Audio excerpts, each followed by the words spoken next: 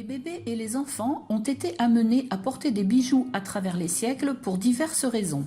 Cela pouvait être par symbolisme, pour revendiquer un statut ou une appartenance. C'était souvent une protection contre les forces maléfiques pour éloigner les mauvais esprits. Mais cela pouvait être un objet à usage fonctionnel à l'origine, qui se transforme en objet décoratif. À l'origine, ces bijoux étaient faits de coquillages, de dents et de poils d'animaux ou bien de bois. Puis, au fil des siècles, les matériaux ont évolué, avec les émaux de l'Égypte, les fils en or ou en argent dans la Grèce antique, les pierres précieuses chez les Romains. À l'époque victorienne, les bébés portaient habituellement de splendides bracelets, épingles et pinces à bavoir en or et, moins souvent, en argent. Bien souvent, le mot bébé était gravé sur la surface plane du bracelet ou de la broche. Les bijoux étaient offerts au bébé la plupart du temps à l'occasion de son baptême. Les bijoux les plus connus sont les médailles ou cachets de baptême.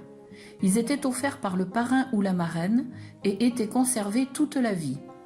Ce pouvait être une médaille représentant la Vierge ou bien un saint ou un ange. Ce pouvait être aussi un petit crucifix.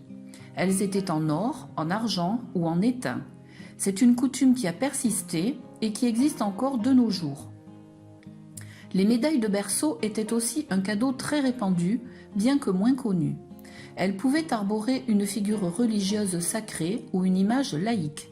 Ce sont des objets décoratifs que l'on place au-dessus du berceau de l'enfant ou que l'on suspend près du couffin au moyen d'un joli ruban. Cette médaille est aussi destinée à la protection de l'enfant. Les figures ou personnages illustrés sur ces médailles ont en effet pour mission de veiller au sommeil du nouveau-né et de le protéger du mal. La médaille de berceau est souvent offerte par les proches de l'enfant, les grands-parents, les tantes ou les oncles, le parrain ou la marraine, à l'occasion de sa naissance ou de son baptême. Tout comme la médaille de baptême, la médaille de berceau se garde toute la vie. D'abord accrochée au-dessus du berceau de bébé les premiers mois, elle trouve sa place plus tard au-dessus de son petit lit, puis sur le mur en tant que décoration murale. Les médailles de lit d'enfant ont des formes belles, douces et expressives qui peuvent inviter à la prière ou tout du moins à la paix. En général, il y a les motifs religieux, comme la représentation de la Vierge, de Jésus, d'un saint patron ou d'un ange. Mais le motif du médaillon peut être choisi en fonction de sa signification qui n'est pas forcément religieuse.